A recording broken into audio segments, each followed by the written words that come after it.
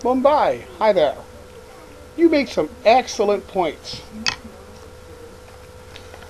Um, when you start making protest and screaming loudly, you draw attention to a subject. I mean, I'll give you a prime example. It occurred in the town I was living in, down in Ocala. An adult store wanted to open up, and the town council went, no, they're primarily Christians. I mean, I think there might have been one Islamic center in Ocala, but this was a town that had more churches than bars. To give you an idea of what the town mindset was like. So they tried zoning it out, doing this, that, and the other thing, and I had no idea the adult store was there. Nothing about it. No clue. I found out about it because, well, people went to court over it, and front page news on the local newspaper, TV stations picked up on it. The store could have never afforded that kind of publicity. It's the same thing with those Danish cartoons. I had no idea they existed. When did I find out they existed? When the violent protests occurred.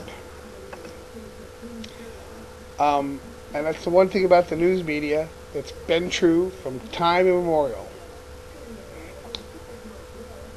If it bleeds, it leads, is the line. If there's violence, it goes on first. The next thing that goes on after that is fires. And when you have two together, well, front page news all over the world. So, being violent doesn't serve any purpose except people go, I wonder what they were about, and then want to go and see it. That's the way it was with me. I had no idea about the Danish cartoons, and I didn't care until the Muslims brought all that free publicity to them. Same thing with Salman Rushdie's book. Could have cared less about it.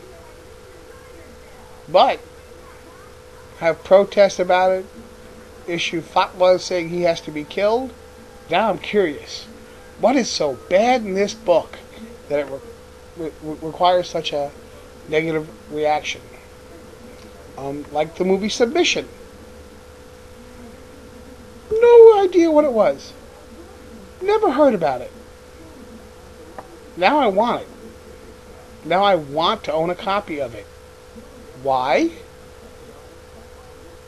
Psychopath goes and kills the filmmaker by slashing his throat and then leaving a note stabbed into the guy's chest saying that the other filmmaker is going to get killed too. This makes you go, what's so bad in this that somebody's willing to kill and murder? You know, you give free publicity. And if you can't educate I'm losing it here. But you're right. Intelligent discourse and ignore it. If you don't like it, don't watch it. It's that simple. I mean, from the clip I've seen in Submission, there's a woman talking about being abused by her family, her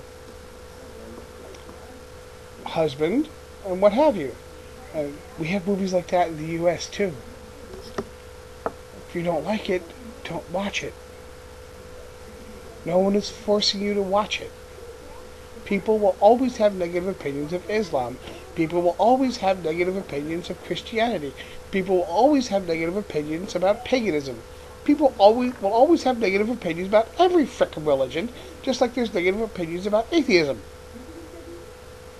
And there's nothing you can do to change their minds. And if you make violent protests in the name of your religion, people are just going to build up a bigger negative image of that particular ism. So, it's It's a good video, though. You're right. Maybe we should stop and think. Have an adequate day.